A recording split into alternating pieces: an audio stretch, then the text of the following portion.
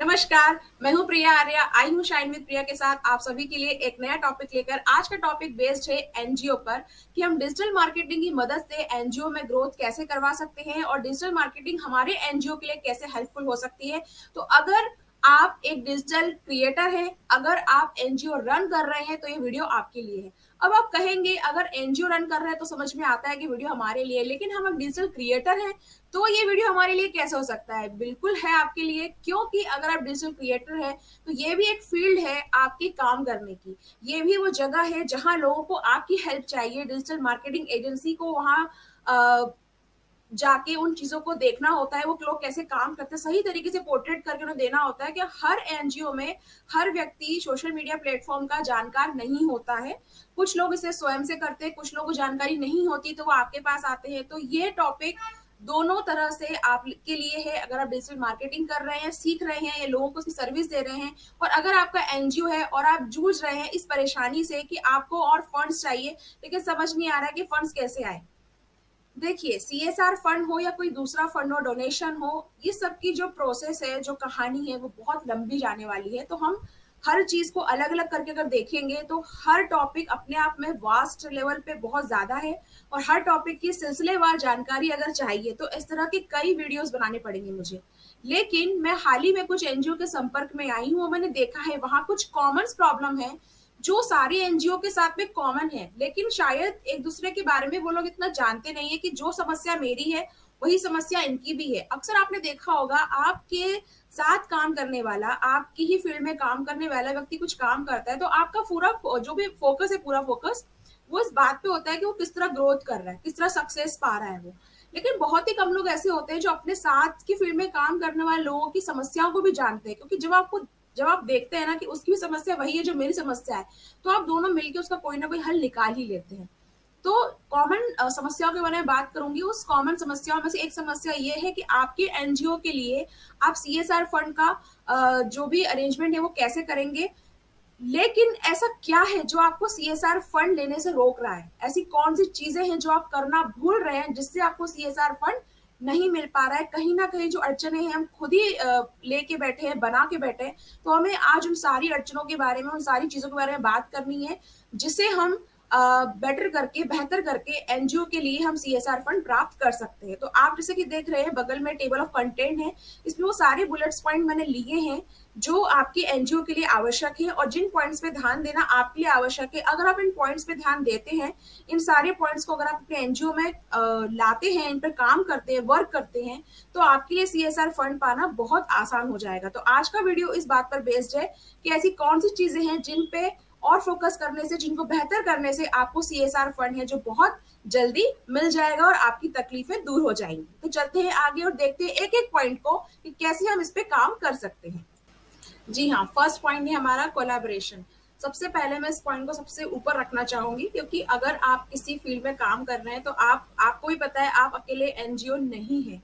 आप जिस भी सिटी में काम कर रहे हैं, जिस भी डिस्ट्रिक्ट में काम कर रहे हैं, वहां और भी ऐसे एनजीओ हैं। हो सकता है वो भी आप ही की तरह काम कर रहे हो सकता है उनका फील्ड कुछ अलग हो, है वो एनजीओ, है वो सोसाइटी, लेकिन उनका जो फील्ड है वो अलग है। आपका फील्ड हेल्थ का है, उनका फील्ड एजुकेशन का है, या कोई वुमेन्स एम्पावरमेंट के लिए काम करता है, कोई गरीबों को खाना देने के लिए काम करता है। मतलब ये जो डिफरेंट पर्पस होते हैं सबके अलग अलग हो सकते हैं, लेकिन अल्टीमेटली आप सभी में एक चीज कॉमन है कि आप सभी समाज में अपनी सेवाएं देना चाहते हैं और समाज को बेहतर बनाना चाहते हैं। तो आप में सिर्फ यही बात जो है वो सबसे पहले उभर कर आती है कि आप सभी समाज में अपनी सेवाएं देना चाहते हैं, समाज को बेहतर बनाना चाहते हैं। और ये तभी संभव है जब आप खुद इतने कैपेबल हो कि आप और बेहतर से बेहतर सुविधाएं लोगों तक पहुंचा पाए। और नो डाउट आपको उसके लिए फंड की आवश्यकता होती होती है। तो आपकी फील्ड में ऐसे कौन से एनजीओ हैं जो और बेहतर काम कर रहे हैं, आप उनसे कोलैबोरेट करिए, उनसे मिलिए, उनसे समझिए, उनसे अपनी प्रॉब्लम के बारे में डिस्कस करिए। और आप डायरेक्टली उनसे एक कोई सोल्यूशन मांगने के बजाय उनके काम के पैटर्न को समझिए कि ऐसा क्या है कि वो भी उसी फील्ड में काम कर रहे हैं, उसके बावजूद भी वो आपसे बेहतर काम कर रहे हैं। तो आप उनसे काम करके सीख सकते हैं और इसमें आपको कोई भी झिझक नहीं होनी चाहिए। अगर आप ऐसा करने को तैयार हैं तो डेफिनेटली आपको इससे फायदा होने वाला है। अब चलते हैं हमारे नेक्स्ट पॉइंट पर।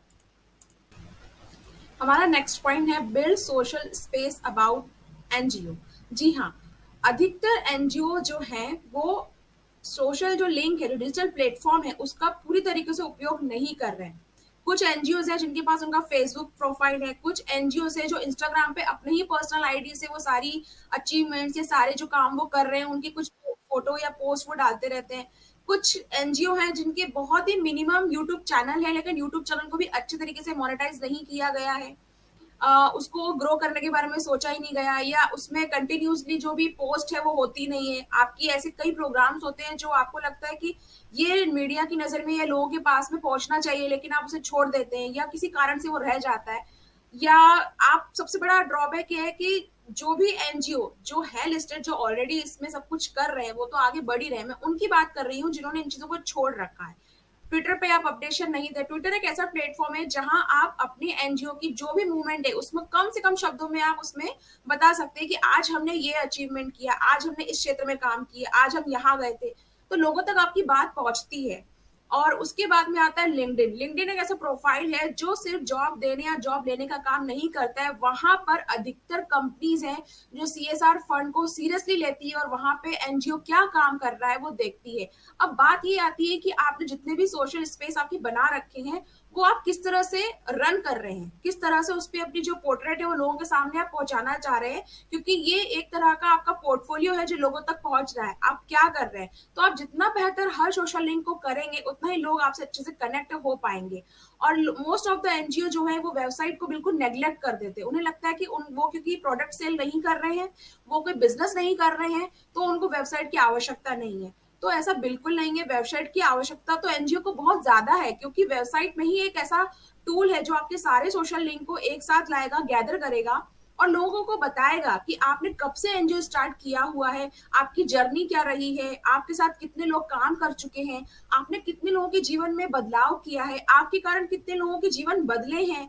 और अगर आप नए हैं तो नो डाउट ये सभी को पता है कि जब एनजीओ नया होता है तो आपको सरकार की तरफ से या किसी की तरफ से मदद नहीं मिलती है। अगर आप बिजनेस रन करते हैं तो लोग आप में इन्वेस्ट करने को तैयार हो जाते हैं, लेकिन अब जब एनजीओ रन करते हैं तो लोग आपको काम करते हुए देखना चाहते हैं और उस काम को देखने के बाद ही वो आप पे ट्रस्ट बिल्डअप करते हैं और फिर आपको पैसा देते हैं। तो आपको अपना ये सोशल प्लेटफॉर्म है बहुत अच्छे से यूज करना आना चाहिए और एक ऐसी स्पेस क्रिएट करनी चाहिए कि जब आपके एनजीओ का नाम आए तो सारे सोशल लिंक वहां अवेलेबल हो। हर लिंक पे आपकी जो इन्फॉर्मेशन है वो लोगों को सही जानकारी दे रही हो। ऐसा नहीं है कभी आप फेसबुक पे एक्टिव है, कभी आप इंस्टाग्राम पे एक्टिव है, कभी आपने एक दो पोस्ट डाल दी, आपकी वेबसाइट बनी हुई है लेकिन अधूरी है, जो नंबर डले हुए वो चालू ही नहीं है, आप उस पर रेगुलर अपडेट्स कर ही नहीं रहे हैं, डोनेशन का बटन वहां पे है ही नहीं, कोई अगर डोनेट करना भी चाहे तो कर नहीं सकता है, डोनेट करने के बाद में उसको जनरली मुझे रसीद मिलनी चाहिए वो रसीद नहीं मिल रही। ऐसे बहुत सी चीजें होती है जिसपे एनजीओ ध्यान नहीं देते हैं। अब ये क्यों जरूरी है इसको हम आगे स्लाइड में और अच्छे समझेंगे कि एक एनजीओ का सोशल प्लेटफॉर्म डेवलप करना क्यों जरूरी है।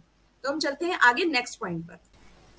Third point, management team. जी हाँ, आपके पास अपनी टीम होना बहुत जरूरी है।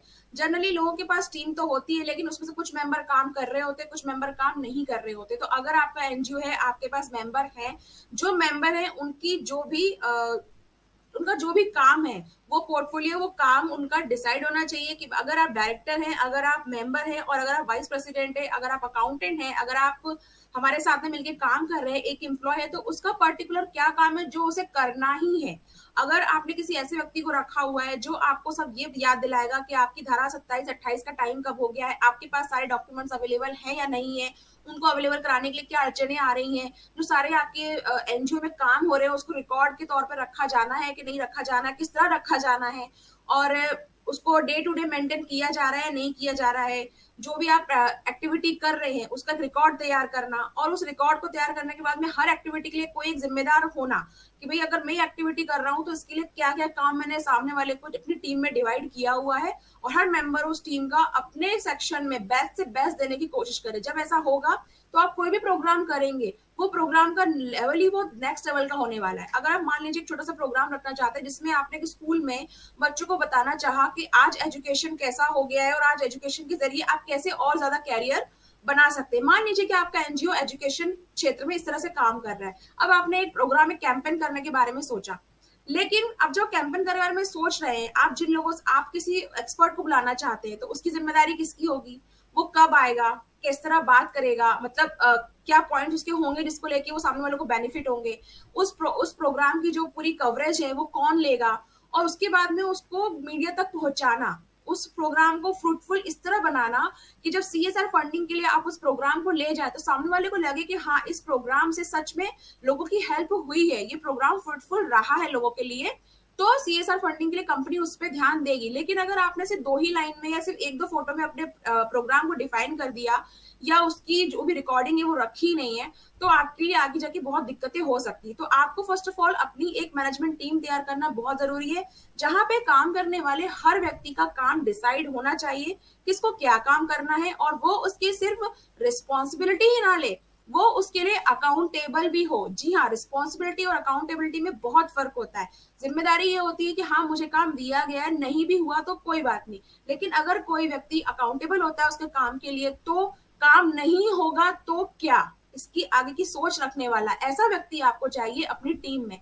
तो आप अपने एनजीओ में रेदर देन सदस्यों को इकट्ठा करने के बजाय ऐसे लोगों की टीम बिल्डअप करें जो आपके विजन, आपके मिशन के साथ में मतलब उसको, उनको भी लगता हो कि हाँ, मैं भी ये करना चाहता हूँ और मैं इनके साथ मिलकर इस चीज को अचीव करूंगा, जो उस चीज पे बिलीव करते हो, आपके मिशन पे, आपके विजन पे, जो आपकी एनजीओ की थीम है उसमें बिलीव करते हो। तो आपको ऐसे टीम की जरूरत है, तो आप प्लीज एक ऐसी टीम बिल्ड करें।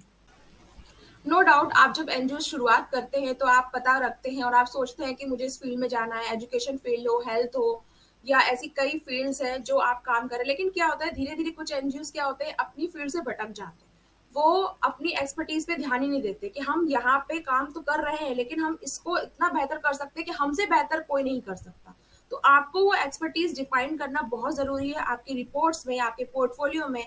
जब भी आप सोशल मीडिया लिंक पे सब चीजें पोस्ट करेंगे या किसी को अपने बारे में बताएंगे तो हमारी ये एक्सपर्टीज है।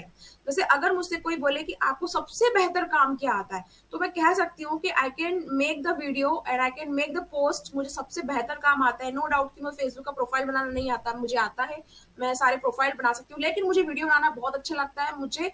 और अगर उसमें कुछ अड़चन आती भी है तो मैं सीखने को तैयार हूँ हमेशा। तो मुझे लगता है कि मेरी एक्सपर्टीज वीडियो बनाने में है, और मुझे कैनवा पोस्ट बनाना बहुत पसंद है। हर तरह की पोस्ट हो, चाहे वो किस तरह की पोस्ट हो, वीडियो हो, प्रेजेंटेशन हो, मैं हैंडल कर सकती हूँ। तो इसी तरह एनजीओ में बहुत से काम होते हैं, आपको पता होना चाहिए कि आपकी एक्सपर्टीज क्या है। आप सिर्फ एक सोच पे काम करे जा रहे हैं, कभी किसी फील्ड में चले गए, कभी किसी कहीं और फील्ड में चले गए, ऐसा नहीं करना है। आपको अपनी एक्सपर्टीज तैयार करके रखना बहुत जरूरी है, क्योंकि जब कंपनी आपके पास आएगी और पूछेगी कि आप सबसे बेहतर हमें क्या दे सकते हैं, तो आपको वो फील्ड उन्हें बतानी पड़ेगी कि हम इस फील्ड में इतना बेहतर काम कर सकते हैं और अब तक हमने इतना बेहतर काम किया है इसके अंदर। अब आ गए हम नेक्स्ट पॉइंट पे, फर्स्ट एनजीओ देन यू। कई बार ऐसा देखा गया है कि एनजीओ स्टैब्लिश तो हो जाता है लेकिन व्यक्ति अपनी ही छवि बनाने में लगा रहता है।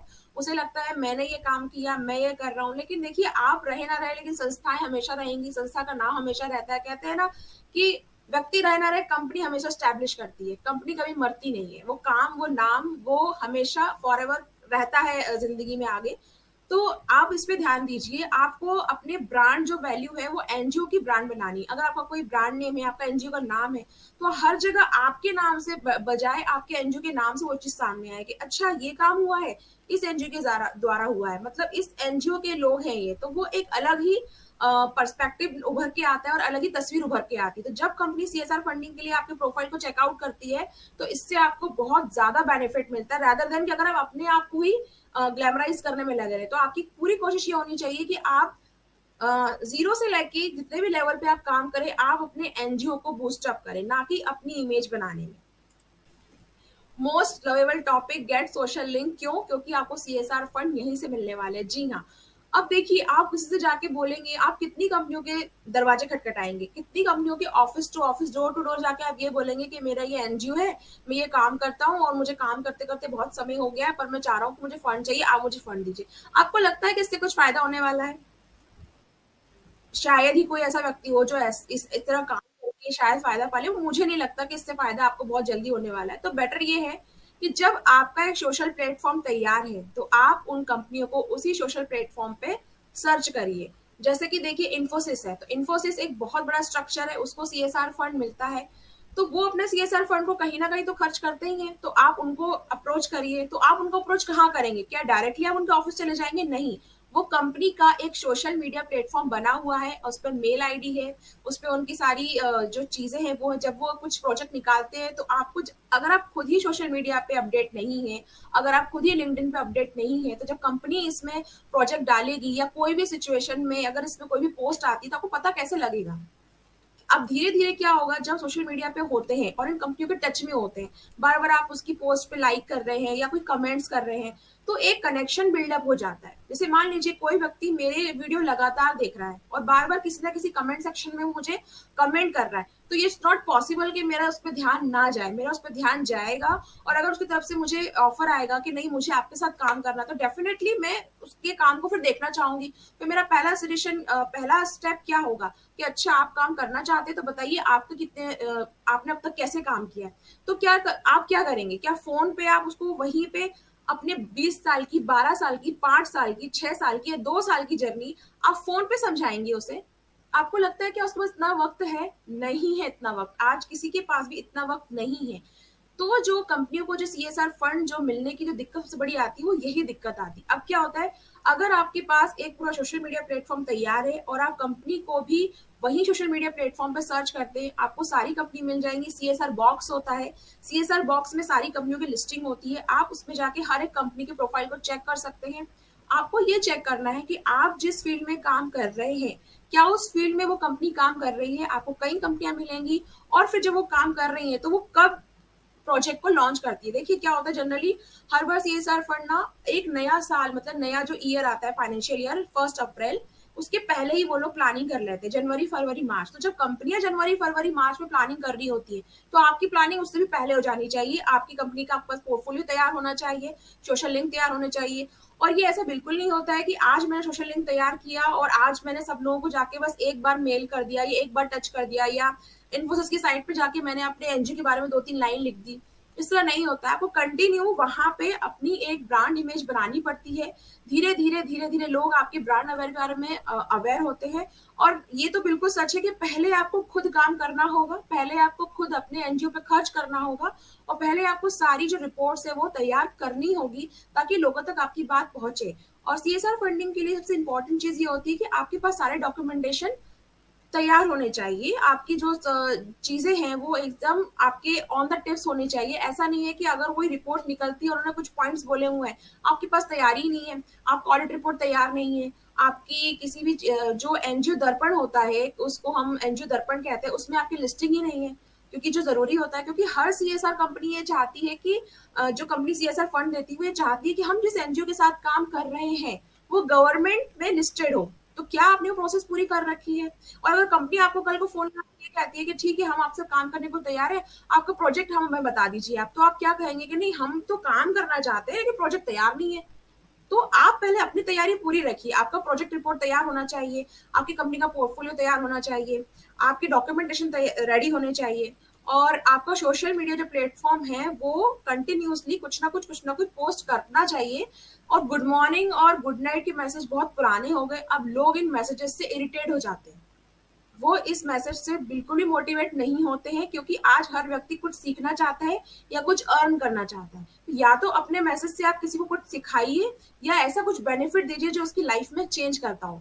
तो आप इस तरह से सोशल लिंक को बूस्ट अप करके उसका उपयोग कर सकते हैं, क्योंकि अगर आप सोशल मीडिया लिंक पे नहीं रहेंगे तो आप कंपनी तक कैसे पहुंचेंगे। तो आप गूगल पे सर्च कर सकते हैं कंपनी के लिस्ट, उनके सोशल प्लेटफॉर्म पे जा सकते हैं, उनसे कनेक्शन बना सकते हैं, धीरे धीरे कनेक्शन को बिल्डअप कर सकते हैं और फिर आप धीरे धीरे अपने काम के बारे में बता सकते हैं। ताकि कंपनी, और ऐसा नहीं है कि कंपनी आपके काम को नहीं देखती, तो कंपनी के पास जब फंड आता है तो वो जरूर देखती है कि इतने दिनों से या इतने महीनों से व्यक्ति काम कर रहा है और करता भी आ रहा है, तो मैं बिल्कुल इसे अप्रोच करना चाहूंगा। आप भी बता सकते हैं कि मुझे अप्रोच, मैं भी आपके साथ मिलकर कितना अच्छा काम कर सकता हूँ। तो इसलिए मैंने आपको कहा था उस सेकंड स्लाइड में कि आपके लिए सोशल मीडिया प्लेटफॉर्म तैयार करना कितना आवश्यक है। जब कंपनी आपको अप्रोच करती है तो आपके पास एक प्रोजेक्ट रिपोर्ट तैयार होना चाहिए। उस प्रोजेक्ट रिपोर्ट में आपका पूरा रोड मैप और आपका मॉडल होना चाहिए। जैसे कि अगर आप किसी बच्चों की शिक्षा के लिए काम करना चाहते हैं तो आप उस बच्चों की शिक्षा के लिए प्रॉब्लम क्या क्या, उस क्षेत्र में शिक्षा का लेवल इतना गिरा हुआ है कि आप उस प्रॉब्लम का सोल्यूशन बन के वहां पे जाना चाहते हैं, तो आप किस तरह से उन्हें पढ़ाएंगे, आप किस तरह से कैंपेन चला रहे हैं और वो कैंपेन कितने सक्सेसफुल रहे, उसका आउटकम क्या रहा। तो ये एक प्रोजेक्ट रिपोर्ट होती है जो आपके पास तैयार हो, और उस प्रोजेक्ट रिपोर्ट के अंदर सिर्फ आपकी प्रॉब्लम सोल्यूशन और आउटकम नहीं होता है। उस प्रोजेक्ट रिपोर्ट के अंदर आपकी कंपनी का पूरा ब्यौरा होता है कि आपकी कंपनी क्या, आपकी कंपनी यानी कि आपका एनजीओ, कंपनी इसलिए कि देखिए आप चाहे कितनी ही बात कर ले, लेकिन आपको एनजीओ को एक बिजनेस की तरह सोचना पड़ेगा। अगर आप इसे नहीं सोचेंगे तो प्रोफेशनली वर्क आप नहीं कर पाएंगे। और आज का सिनेरियो ऐसा है कि हर व्यक्ति एक प्रोफेशनल के साथ ही काम करना चाहता है।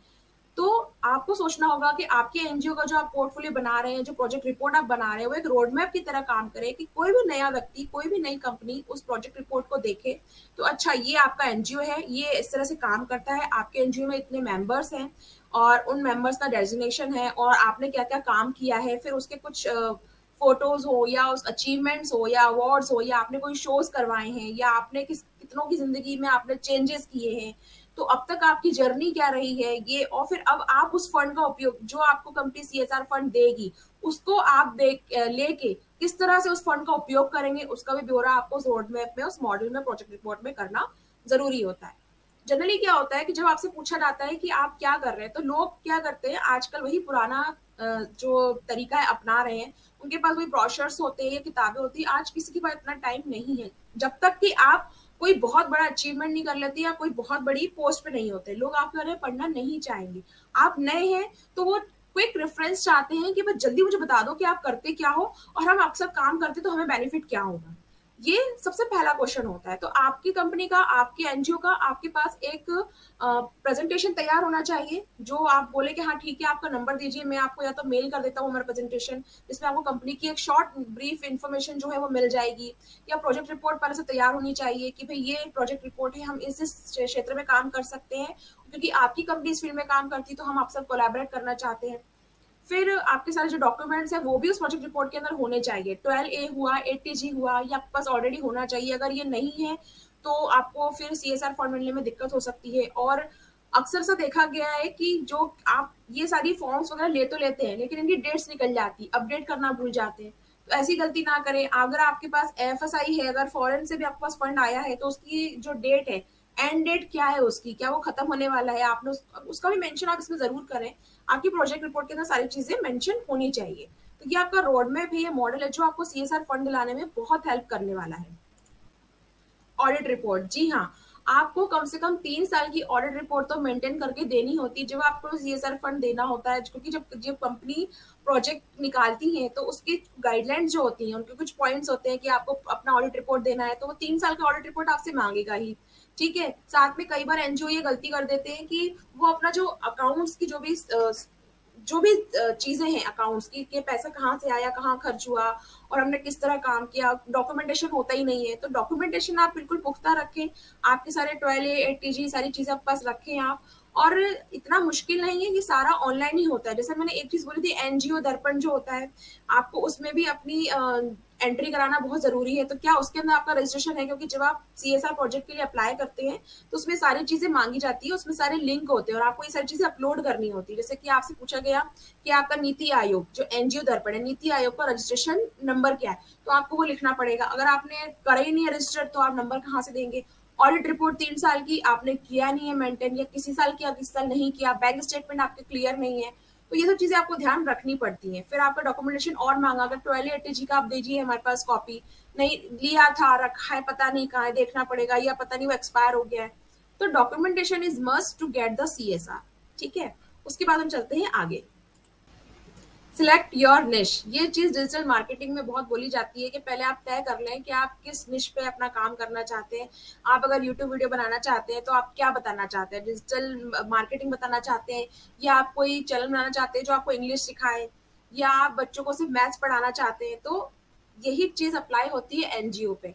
आपका निश, आपकी फील्ड अगर क्लियर है तो आप उसी में आगे काम करिए। ऐसा नहीं हो कि प्रोजेक्ट पाने की आपको लगे ये प्रोजेक्ट की सारे टर्म मेरे पास 1280G भी है, मेरे पास ऑडिट रिपोर्ट भी है, मेरे पास सारी डॉक्यूमेंटेशन भी है, मेरे पास सब कुछ तैयार है, लेकिन इस फील्ड में पहले मैंने काम किया नहीं है, तो क्या हुआ, मैं कर लेता हूँ काम। तो प्लीज ऐसी गलती ना करें। कभी इसमें कभी उसमें काम करने से बेहतर है आपकी जो फील्ड प्री डिफाइंड है, जिस फील्ड में अभी तक काम करती आई हैं उसी पे आप आगे चलें, उसको चेंज ना करें। क्योंकि आगे जाको आगे जब जाएंगे आप आगे, और भविष्य में आपको सिर्फ बेनिफिट नहीं होने वाला है, आपको नुकसान होने वाला है कि आप कभी इसमें जा रहे हैं, कभी इस पे जा रहे हैं, कभी एक ही चीज पे आप स्टिक होकर काम नहीं कर रहे। तो आपको अपना निश क्लियर करना पड़ेगा, आपको अपनी एक्सपर्टीज क्लियर करनी पड़ेगी, आपको अपने डॉक्यूमेंटेशन क्लियर करने पड़ेंगे, फिर आपको अपना सोशल मीडिया प्लेटफॉर्म क्लियर करना पड़ेगा। मतलब वो ऐसा बिल्डअप होना चाहिए कि सामने जब कंपनी उस पर, क्योंकि देखिए हम कैसे भूल सकते हैं सोशल मीडिया प्लेटफॉर्म को। अगर मान लीजिए मुझे इन्फोसिस के बारे में जानना है, सपोज मुझे इन्फोसिस के बारे में जानना है, तो मैं क्या करूंगी, मैं सबसे पहले गूगल पे ही सर्च करूंगी ना कि इन्फोसिस क्या है, फिर मैं देखूंगी उसका प्रोफाइल क्या है, फिर मैं देखूंगी अच्छा इसकी लिंक भी है फेसबुक पे, अच्छा तो क्या क्या इन्होंने किया हुआ है।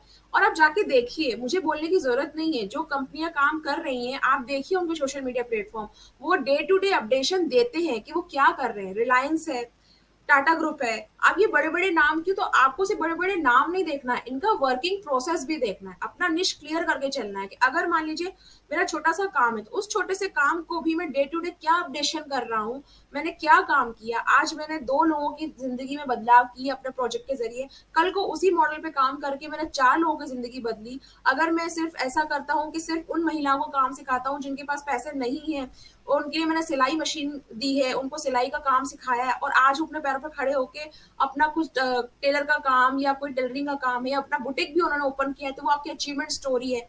तो आपको ये सब ध्यान देना होगा, अपना निश क्लियर करना होगा। कभी आप किसी की मदद कर रहे हैं किसी एजुकेशन में, कभी किसी की मदद कर रहे हैं, आपकी वो बेचारी महिला प्रताड़ित है उससे मदद कर रहे हैं आप, अच्छी बातें कीजिए, लेकिन वो आपके पोर्टफोलियो में बिल्डअप नहीं होगा। तो आपको अपना निश क्लियर करना है। आप इसकी जगह ये काम कर सकते हैं कि जो एनजीओ इस फील्ड में काम कर रहे हैं आप उन तक उनको पहुंचाएं। तो उससे फायदा ये होगा, जो मैंने सबसे पहले कहा था कि कोलैबोरेशन, अगर कोई 2 एनजीओ है जो एक एजुकेशन में काम कर रहा है बेहतर, और एक जो है वो महिलाओं के लिए काम कर रहा है, तो मान लीजिए कि मेरे पास कोई ऐसी महिला आती है जो बहुत दुखी है और उसको बहुत परेशान है, वो चाहती है कि उसकी जो अर्निंग है वो स्टार्ट हो और घर वाले साथ नहीं दे रहे, तो क्योंकि मैं तो एजुकेशन फील्ड में हूँ और मैं बच्चों के एजुकेशन पे ध्यान देती हूँ, तो मुझे क्या करना चाहिए, उस एनजीओ को अप्रोच करना चाहिए जो महिलाओं के उत्थान के लिए काम करता है।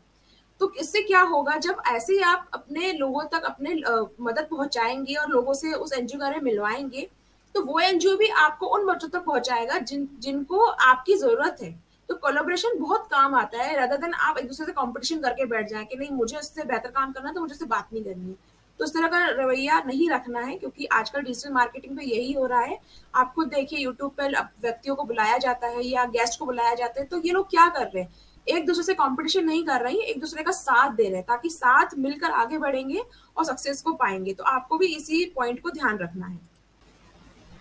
अब हम आते हैं लास्ट पॉइंट पे, बोर्ड मीटिंग मिनट्स। मान लीजिए आपको सीएसआर मिल जाता है, होप सो आपको मिले, अगर आपने सारी तैयारी कर रखी है, सारी चीजें आपने लेवल क्लियर कर लिए हैं और आपसे पूछा जाता है कि अच्छा ठीक है आपने ये काम किए हैं, एक बात बताइए, काम करिए, आप हमें अपने बोर्ड मीटिंग मिनट्स दे दीजिए कि जब जब ये चीजें हुई आपने अचीव किया, तो आपके साथ काम करने वाले लोगों के, आपके बोर्ड मेंबर के क्या क्या कहना था, क्या ख्याल थे, क्या विचार थे और कैसे आप लोगों ने समराइज किया, मुझे वो बता दीजिए। तब आप सोचेंगे कि वो तो मीटिंग हुई थी लेकिन हमने कहीं रिकॉर्ड करके तो रखा नहीं, तो ये गलत है। एनजीओ में बोर्ड मीटिंग मिनट आपको रिकॉर्ड करके रखना बहुत जरूरी है। छोटी छोटी सी मीटिंग्स भी अगर होती है तो आपसे रिकॉर्ड करके रखिए, हर मीटिंग का क्या ऑब्जेक्टिव था, क्या एजेंडा था, क्या आउटकम रहा, पिछली मीटिंग से क्या प्रॉब्लम जो आपने सॉल्व किए और क्या प्रोजेक्ट पे आप काम करने वाले हैं। तो बोर्ड मीटिंग मिनट भी आपके एक रिपोर्ट्स के, प्रोजेक्ट रिपोर्ट के अंदर आता है, तो उसमें भी ध्यान देने की आवश्यकता है। तो अब हम चलते हैं सबसे लास्ट में, इन सारी चीजों को समराइज करते हैं कि कैसे सीएसआर फंड में मदद करता है हमको ये सारी चीजें। तो हम चलते हैं अब लास्ट टॉपिक, मतलब लास्ट स्लाइड पर। आई होप और मुझे आशा है कि आप सभी अब इस बात को समझ गए होंगे किस तरह से छोटी छोटी बातें हम नेग्लेक्ट कर देते हैं। ऑडिट रिपोर्ट है लेकिन हमारे पास टॉयली एटीजी नहीं है, टॉयली एटीजी है लेकिन ऑडिट रिपोर्ट हमने सही टाइम पे करवाया नहीं, ऑडिट रिपोर्ट है, टॉयली एटीजी भी है, लेकिन हमारे पास में हमारा प्रोजेक्ट मैप नहीं है। हमारे पास ऑडिट रिपोर्ट है, प्रोजेक्ट रिपोर्ट है, टॉयले एटीजी भी है, लेकिन हमारे पास हमारी बोर्ड मीटिंग मिनट्स का कोई ब्यौरा नहीं है।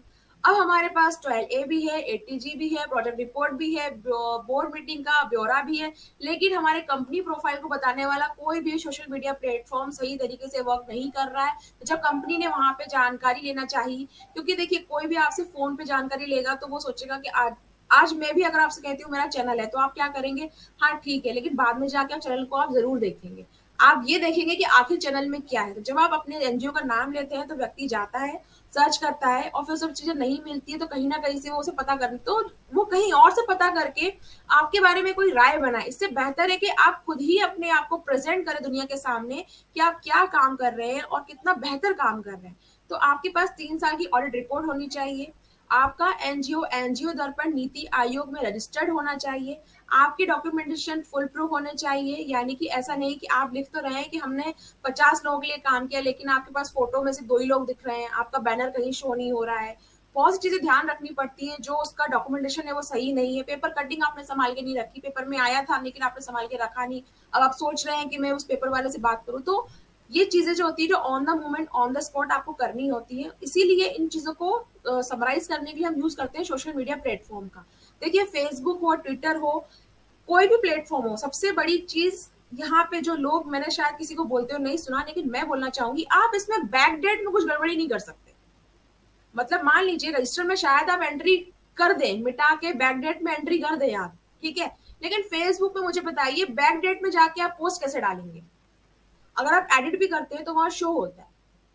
तो ये सच में एक बहुत बड़ा टूल है जिसका इस्तेमाल लोग नहीं कर रहे हैं। और अगर आपके पास कोई सोशल मीडिया हैंडलर नहीं है तो प्लीज उसको अप्रोच करिए। अगर आपकी कंपनी का प्रेजेंटेशन नहीं है तो प्लीज बनाना सीखिए, किसी से बनवाइए और चीजों को जानिए। ऑनलाइन सब कुछ अवेलेबल है। आप बस ये सोच के कि नहीं अब तो हम इस चीज का यूज ही नहीं करते हैं, इसकी जरूरत ही नहीं, हम तो बस काम कर रहे हैं, तो उस काम को सही तरीके से रिकॉर्ड करना, उस काम को सही तरीके से लोगों तक पहुंचाना भी जरूरी है, तभी आपको सीएसआर फंड मिलेगा। सीएसआर फंड के लिए आप सीएसआर बॉक्स का यूज कर सकते हैं। आप जैसे टाइप करेंगे आपको कंपनी की लिस्ट मिल जाएगी। हर कंपनी के टच में रहना जरूरी है। आप मेल कर सकते हैं उनको बकायदा। तो आपको पहले कनेक्शन स्टैब्लिश करना पड़ेगा, कंपनी आपके काम को देखेगी तो फिर उसको ट्रस्ट बिल्डअप होगा तो वो आपको जरूर अप्रोच करेगी। और अगर आपका एनजीओ नया है तो कुछ साल तो आपको खुद काम करना ही होगा, खुद के खर्चे पर। या फिर कोई ऐसा व्यक्ति हो जो आपके एनजीओ के काम से बहुत खुश हो, आप पे ट्रस्ट करता हो, तो सीएसआर फंड की जगह डोनेशन से ही आपका काम चल जाए, वो डोनेशन देने को तैयार हो जाए तो आप और बेहतर काम करें। देखिए, नो डाउट जब पैसा आता है तो आप काम और बेहतर करते हैं। और आपको जब भी कंपनी कोई आपको प्रोजेक्ट मिलता है, अगर आपको जो फर्स्ट टाइम प्रोजेक्ट मिला है तो आप उस फंड का ऐसे इस्तेमाल करें, कोई आपको 10 रुपए दे रहा है तो आप उसे 11 रुपए का काम करके दें। आप उसकी पहुंच से, उसकी सोच से, उससे ज्यादा बेहतर काम अगर उसको करके देंगे तो आपका जो काम है वो लोगों तक पहुंचेगा भी, आपका ब्रांड भी बनेगा और आपको सीएसआर फंड की आगे कभी दिक्कत आएगी भी नहीं। तो आई होप मैं ये समझाने में सफल हुई हूँ कि आपको क्या क्या चीजें ध्यान रखनी है जिससे आप सीएसआर फंड पा सकते हैं। क्योंकि देखिए, कोई भी व्यक्ति अगर ये दावा करे कि मैं आपको सीएसआर फंड दिला रहा हूं तो ऐसा नहीं होता है। आप ही की कंपनी के गाइडलाइंस होते हैं जो या तो पूरा फिट बैठ जाते हैं और व्यक्ति कहता है कि देखो मैंने आपका काम करा दिया, या आप ही की कंपनी के गाइडलाइन होते हैं जो फिट नहीं बैठते और वो कहता है कि नहीं अब नहीं हो पाया, कंपनी ने रिजेक्ट कर दिया। तो किसी की बातों में नहीं आए, पहले आप अपनी जो भी तैयारी हो पूरी करें, अपने काम को लोगों तक पहुंचाएं, तो आपके लिए चीजें बहुत आसान हो जाएंगी। तो मिलते हैं नेक्स्ट वीडियो में शाइन में प्रिया के साथ में, नई जानकारी के साथ में, नई एक डिजिटल चीज के बारे में जानते हैं। तब तक के लिए आप शेयर करते रहिए वीडियो उन सभी तक जो डिजिटल क्रिएटर है और जिनका खुद का एनजीओ है और जो परेशान हो रहे हैं एनजीओ में सीएसआर की फंडिंग के लिए।